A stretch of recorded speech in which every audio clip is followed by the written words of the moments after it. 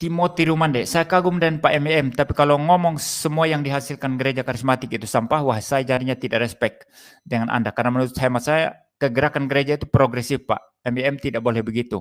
Progresif ke arah mana? Ya. Karismatik itu progresifnya apa? Progresif joget-joget, telanjang-telanjang di lantai begitu ya. Begitu. Nah, sebentar ya, saya tampilkan ya, supaya Anda sadar ya. Saya mau tantang Anda untuk menunjukkan kepada saya dasar Alkitabnya di mana ini. Nah, sebentar ya, saya cari ya.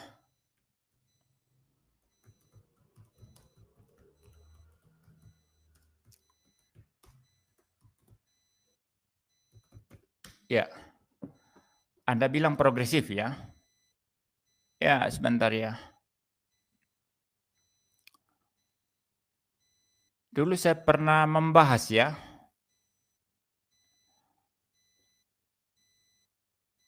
Sebentar.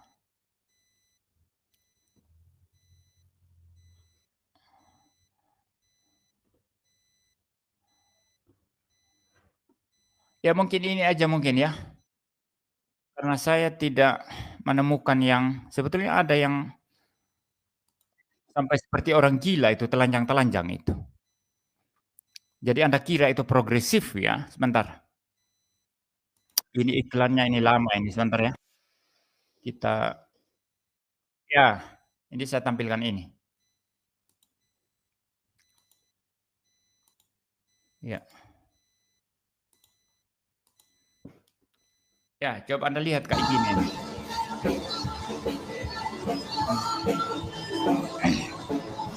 Ya, yang Anda dapatkan dari sini apa? Mungkin saya kecilin volumenya ya.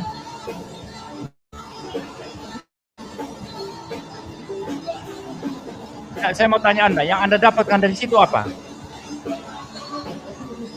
Itu kegilaan, saudara. Itu kegilaan itu.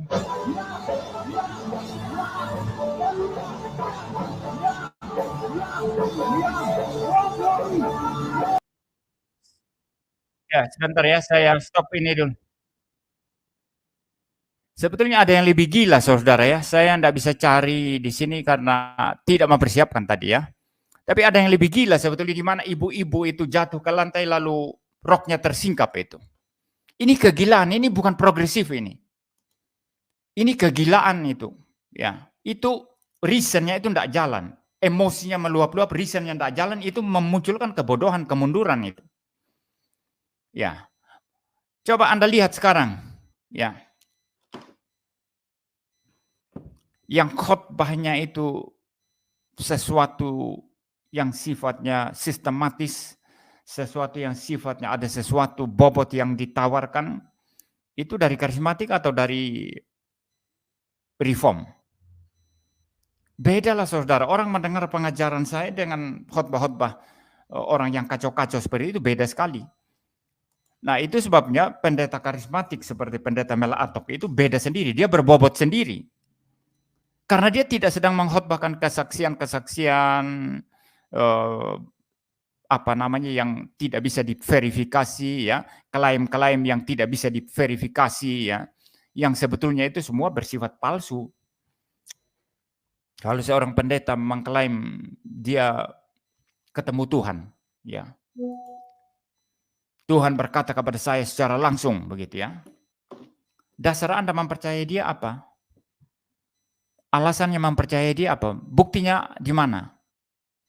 Bisa tidak di apa verifikasi? Bisa tidak di apa namanya dicari justifikasinya apa? Dia indikatornya mengatakan itu suara Tuhan apa? Kalau suara setan bagaimana? Kalau suara hati dia sendiri bagaimana? Suara pikiran dia sendiri bagaimana? Dia mengatakan langsung terima dari Tuhan gimana untuk memverifikasi itu? Nah, ini kebodohan. Tapi kalau seorang pendeta berkata, Alkitab berkata, kita langsung membuka teks Alkitab. Alkitab mengajarkan demikian. Kita bisa memverifikasi, saudara. Kita bisa mendasarkan khotbah kita, argumentasi kita, ada dasar Alkitabnya. Jelas kan? Tapi kalau seorang pendeta berkata, Tuhan berbisik kepada saya tadi malam, bahwa si Andi akan menikah dengan Ani tahun depan. Itu bagaimana itu untuk mencari justifikasinya, mencari pembenarannya itu apa? Jangan-jangan dia omong kosong. Jangan-jangan itu suara setan. Jangan-jangan itu suara hati dia sendiri. Nah, ini kebodohan yang banyak orang karismatik tidak paham. Sorry, saya tetap terus mengkritik kebodohan ini dalam gereja. Dan pendeta karismatik seperti pendeta Mel Atok itu sudah tidak pakai itu. Makanya dia sangat berbobot dalam khotbahnya. Dia sangat maju dalam khotbahnya. Saya sering ya kalau ada waktu mendengarkan khotbah pendeta Mel Atok ya. Ya. Dia berbobot sendiri. Dia pendeta karismatik yang berbobot sendiri. Beda dengan pendeta karismatik lain. Ya, saya tidak tahu. Pastilah ada pendeta karismatik lain yang berbobot ya. Saya tidak mengatakan tidak ada ya. Ya, karena saya bukan bukan orang yang sengaja melakukan riset untuk mendengarkan seluruh khotbah pendeta karismatik, tetapi rata-rata yang saya dengar seperti katakanlah khotbah Barat Benny Hinn dan yang semacam itu kan kacau semua itu yang bikin bodoh itu yang bikin bodoh. Ya, makanya Anda lihat ya, banyak apologet dari kalangan ini masuk di dunia per-YouTubean. Banyak sekali argumentasi mereka yang bodoh sifatnya itu. Ada yang mengaku diri nabi. Itu Anda pernah lihat Luga Tambunan. Bagi saya Luga Tambunan ini sesuatu, banyak pernyataannya itu tidak berdasar Alkitab itu. Itu omong kosong itu. Menganggap dirinya nabi begitu ya. Itu kalangan karismatik itu. Anda coba bandingkan dengan Pak Deki atau Pak Esra Soru. Kan beda sendiri, kalau berapologetika kan beda sendiri. Jadi saya punya dasar mengatakan banyak kemunduran dari kekristenan itu dihasilkan dari Kristen karismatik yang ekstrim. Anda mau debat dengan saya berani, ya. Tapi bukan Anda ya, maksud saya tidak kenal Anda, tidak tahu track record Anda ya. Mungkin pendeta Anda ya. Pendeta Anda mau debat dengan saya ya, silakan ya. Nah, ada karismatik Pentakosta tertentu yang memang sungguh-sungguh belajar dan mereka dihargai di dunia internasional bahkan ya. Nah, tentu terhadap mereka kritikan saya ini tidak relevan dengan mereka. Anda lihat Gordon Fee, seorang ahli biblika, itu orang karismatik loh, Gordon Fee itu. Orang karismatik itu. Tapi karena dia berbeda dengan karismatik yang ini, yang suka hanya terima wahyu Tuhan, Tuhan berbicara kepada saya, begitu ya. Masih ingat pendeta yang Hardy COVID ya? Hardy COVID, tapi COVID tidak hilang-hilang. 2 tahun kemudian baru COVID hilang. Itu membuktikan hardikan pendeta itu omong kosong itu. Nah, ini yang saya bilang kebodohan. Ini yang saya bilang kebodohan. Ini yang saya terus kritik. Tapi kalau karismatik seperti Gordon Fee, sangat-sangat memahami teologi biblika, saya belajar dari dia. Nah, karismatik seperti mereka saya tidak akan kritik ya. Pentakosta karismatik seperti mereka saya tidak akan kritik. Tidak relevan dengan kritikan saya. Demikian juga tentu kalau Anda ini karismatik yang ekstrim ya, Anda pasti tidak paham siapa yang saya bicara ini. Mungkin Anda juga tidak paham Gordon Fee yang saya bicara ini. Ada sekarang seorang Asia, kalau saya tidak salah seorang Chinese Malaysia ya, yang sangat dihargai di dunia akademik internasional dan sangat dihargai sebagai ahli teologi dari kalangan Pentakosta. Nah, kalau orang Pentakosta karismatik yang terdidik di dalam akademik yang bagus pasti mengenal orang ini. Saya yakin pasti mengenal orang ini. Namanya Amos Yong. Amos Yong itu sangat-sangat berbobot tulisannya itu. Dan riset PhD saya juga merujuk kepada tulisan-tulisannya. Ya. Itu Amos Yong itu. Sangat dihargai di dunia internasional. Nah, Pentakosta karismatik seperti mereka tentu tidak relevan dengan kritikan saya. Jadi saya bukan sembarangan mengatakan semua Pentakosta karismatik itu biang kebodohan, tidak. Tapi karismatik ekstrim yang taunya cuma joget-joget, guling-guling di lantai, tertawa terbahak-bahak seperti Toronto Blessing yang gila itu Itu semua adalah kebodohan. Itu adalah biang kebodohan gereja. Karismatik ekstrim yang hanya guling-guling, sikira baraba, yang hanya bilang terima wahai Tuhan, God told me, God told me. Itu adalah biang kebodohan dalam gereja. Ya, mereka itu tidak ada ide apa-apa tentang sesuatu yang berbobot, sesuatu yang ilmiah, sesuatu yang akademik. Bahkan kalau saya tanya, maafkan, tentang doktrin Kristen yang fundamental seperti Trinitas, seperti Dewi Natur Kristus, mereka pasti tidak paham. Nah, itu letak kebodohannya. Itulah kebodohan. Tapi orang-orang karismatik yang sungguh-sungguh setia kepada Alkitab, sungguh-sungguh belajar, Pentakosta yang sungguh-sungguh belajar, seperti nama-nama yang saya sebut tadi, sarjana-sarjana yang sangat dihormati di dunia akademik seperti Gordon Fee, seperti Amos Yong, mereka beda. Kritikan saya tidak masuk ke mereka, termasuk kalau saya sebut pendeta, ya pendeta Mel Atok itu tidak masuk dalam kritikan saya, dia beda sendiri. Paham ya? Ya begitu. Jadi jangan Anda bilang ke pendeta Mel Atok nanti, ini MIM bilang karismatik biang kebodohan, lawan dia Pak. Saya bilang, siapa yang kritik Mel Atok? Saya tidak kritik pendeta Mel Atok. Dia beda sendiri, dia berbobot khotbahnya. Dia khotbahnya bahasa Alkitab itu sangat sistematis, sangat bagus ya. Untuk ukuran pendeta seperti dia, yang bukan akademisi, dia sudah sangat bagus sekali itu membahas Alkitab.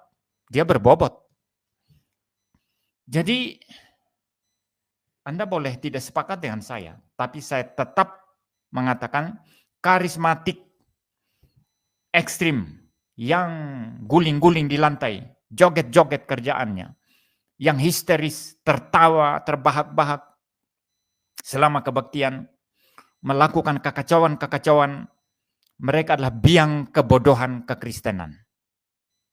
Jadi bukan iman Kristen yang bikin bodoh yang berdasar Alkitab, bukan doktrin Trinitas, doktrin Dewi Natur Kristus, bukan warisan sejarah gereja yang sangat kaya dan berbobot di dalam sepanjang sejarah yang bikin bodoh, tetapi karismatik ekstrim bikin bodoh. Saya akan potong bagian ini ya, tanggapan Anda ini dan respons saya videokan tersendiri nanti, biar karismatik dengar, dan kalau mau debat dengan saya siap berdebat untuk topik ini. Ya, tapi kalau nanti yang berdebat pendeta Mel Atok, ya saya tidak mau terima ya, karena kritikan saya tidak masuk ke dia ya. Dia kan pendeta karismatik yang berbobot, dia pendeta karismatik yang bawa kemajuan gereja. Ya, jadi Anda harus undang pendeta Sikira Baraba aja, Sikira Baraba atau pendeta yang suka bilang God told me, God told me. Kalau Anda berani, undang Philip Mantova. Saya mau debat dengan Philip Mantova. Ya, silakan undang pendeta semacam Philip Mantova atau Niko Nyotora Harjo. Saya mau debat dengan mereka. Tapi kalau Mel Atok saya tidak mau ya. Ya, saya malah mendukung dan mendoakan pelayanan pendeta Mel Atok. Ya, ya baik ya. Saya pikir sangat clear, sangat jelas ya.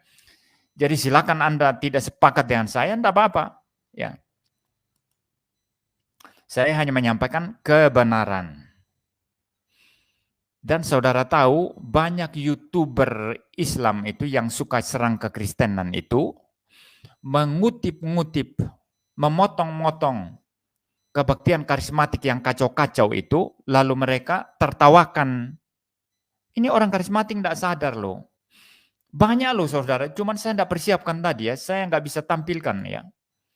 Di mana karismatik joget-joget dengan tidak senonoh ya. Lalu kemudian orang Islam potong itu, lalu ditampilkan di YouTube. Beginilah kalau para pendeta dan jemaat joget-joget di gereja begitu. Ya, maaf saja itu bau-baunya cabul juga itu saudara. Ya, itu bau-baunya cabul. Apakah Alkitab mendorong orang untuk berbuat cabul? Bukankah Alkitab mengutuk percabulan? Anda joget-joget dengan cara cabul seperti itu bukan sesuatu pekerjaan Roh Kudus, itu pekerjaan setan itu.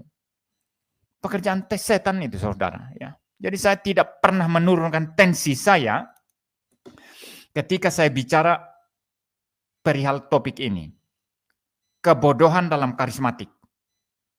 Khususnya karismatik ekstrim yang joget-joget telanjang-telanjang, jungkir balik di lantai, mengeong-ngeong seperti kucing, ya, tertawa-tawa seperti Toronto Blessing, saya tidak akan mengendorkan urat saraf saya tidak akan pernah mengendorkan tensi saya, dan saya tetap fight sampai saya mati.